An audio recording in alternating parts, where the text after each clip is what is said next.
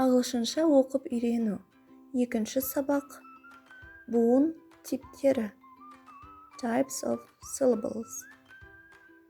Ағылшын тілінде 4 буын типі бар. Оларды көріп шығайық.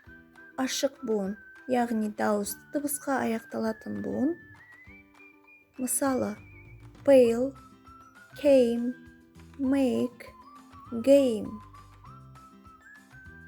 Екіншісі, жабық буын, дауыссыз дыбысқа аяқталатын буын.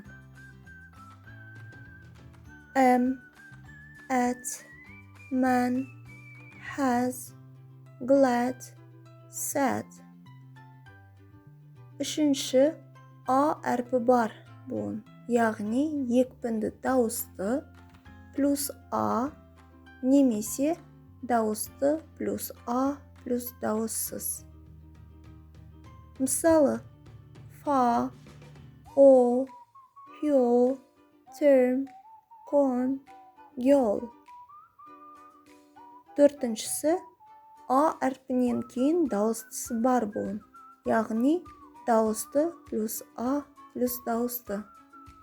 Мысалы, feia, keia, hia, desire, sfia, fire.